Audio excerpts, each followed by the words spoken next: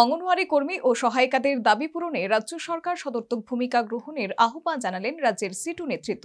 অনতিবিলম্বে গ্র্যাচুইটি প্রদানের দাবি জানালেন সিটুর রাজ্য সম্পাদক শঙ্কর প্রসাদ দত্ত ও সিটুর নেত্রী জয়া বর্মন। ইতিমধ্যে সুপ্রিম কোর্ট দেশের অঙ্গনওয়াড়ি কর্মী এবং সহায়িকাদের গ্র্যাচুইটি প্রদানের নির্দেশ জারি করেছে। উপরন্তু রাজ্যের অঙ্গনওয়াড়ি কর্মী এবং সহায়িকারা গ্র্যাচুইটি দাবিতে হাইকোর্টের দ্বারস্থ হয়েছিলেন। ত্রিপুরা হাইকোর্টও কিন্তু নির্দিষ্ট সময়ে অঙ্গনওয়াড়ি কর্মী ও সহায়িকাদের গ্র্যাচুইটি প্রদানে রাজ্য সরকারকে নির্দেশ দিয়েছে। এমনকি নির্দিষ্ট সময়ে তা না দেওয়া হলে 7% সুদ দেওয়ার নির্দেশ দিয়েছে হাইকোর্ট। কিন্তু আজ পর্যন্ত রাজ্যের কর্মরত অঙ্গনওয়াড়ি কর্মী ও সহায়িকাদের ভাগ্যে গ্র্যাচুইটি জুটছে না বলে অভিযোগ। সেই অভিযোগের ভিত্তিতে অঙ্গনওয়াড়ি কর্মীদের পাশে দাঁড়ালো বামেদের শ্রমিক সংগঠন সিটু। রবিবার সিটুর রাজ্য কার্যালয়ে আহত সাংবাদিক সম্মেলনে অঙ্গনওয়াড়ি কর্মী ও সহায়িকাদের গ্র্যাচুইটি মিটিয়ে দেওয়ার বিষয়ে সুপ্রিম কোর্ট এবং ত্রিপুরা হাইকোর্টের নির্দেশ সাংবাদিকদের সামনে তুলে ধরলেন সিটুর রাজ্য সম্পাদক শঙ্কর প্রসাদ দত্ত। মামলাতে সুপ্রিম কোর্ট 2022 সালে সুস্পষ্টভাবে রায় দেয় যে আইসিডিএস ওয়ার্কার এবং হেল্পার যারা আছেন তাদেরকে গ্র্যাচুইটি দিতে হবে। এই রায় সুপ্রিম কোর্ট দেন 2022 সালে।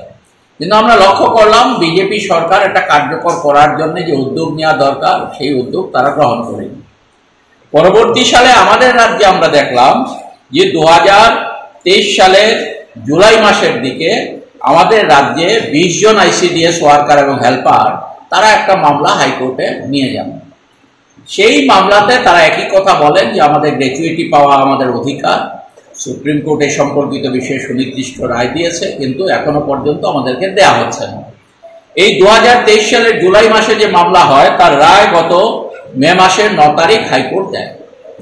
এই রায়ে সুস্পষ্টভাবে হাইকোর্ট বলে যে সুপ্রিম কোর্ট একটা রায় দিয়েছেন, আমরা আবারও বিষয়টা বিবেচনা করছি এবং বিবেচনা করে আমরা মনে করি যে গ্র্যাচুইটি যারা 60 বছর বয়স হলে পর যারা রিটায়ারমেন্টে যান তাদের গ্র্যাচুইটি পাওয়া দরকার। শুধু তাই নয়, অনতিবিলম্বে রাজ্যের অঙ্গনওয়াড়ি কর্মী ও সহায়িকাদের গ্র্যাচুইটি প্রদান করার ব্যাপারে রাজ্য সরকারের প্রতি তিনি আবেদন জানান। একই সাথে রাজ্যের অঙ্গনওয়াড়ি কর্মী ও সহায়িকাদের প্রতি সহমর্মিতা বজায় রেখে যেন তাদের গ্র্যাচুইটি প্রদান করা হয় সে ব্যাপারে রাজ্য সরকারের কাছে আবেদন জানান সিটু নেত্রী জয়া বর্মন। শুধু কিছু অসামাজিক মানুষের হুমকি ধমকির ফলে আমাদের মেয়েরা কাজে যেতে পারেনি, অনেকেই কাজ হারিয়ে বাড়িতে বসে আছেন। এই অবস্থাটার আমরা অবসান চাই। আর সবচেয়ে বেশি যেটা চাই, আমাদের যারা দুস্থ অবসরপ্রাপ্ত, আজকে সকালেও আমার বাড়িতে একজন এসেছেন, ওনার ওষুধের খরচা লাগে মাসে বলছেন 4 থেকে 5,000 টাকা। উনি হেল্পার, উনি 30,000 টাকা এককালীন টাকা পেয়েছিলেন। এই 30,000 টাকা বলছেন দিদি আমার কবে খরচ হয়ে গেছে, আমি কোথা থেকে ওষুধ খাবো, কোথা থেকে কি খাবো, ওনার ছেলে মেয়ে কেউ নেই। এইরকম পরিস্থিতির মধ্যে আছে। এই পরিস্থিতির থেকে পরিত্রাণ চাই আমরা।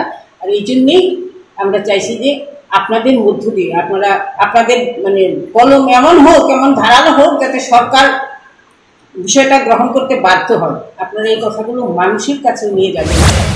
কার্যত রাজ্যের অঙ্গনওয়াড়ি কর্মী ও সহায়িকাদের পাশে দাঁড়ালো বামেদের শ্রমিক সংগঠন সিটু। অঙ্গনওয়াড়ি কর্মী ও সহায়িকাদের গ্র্যাচুইটি প্রদানের দাবিতে রাজ্য সরকারের প্রতি আবেদন জানালেন রাজ্যের সিটু নেতৃত্ব। Bureau report, news vanguard.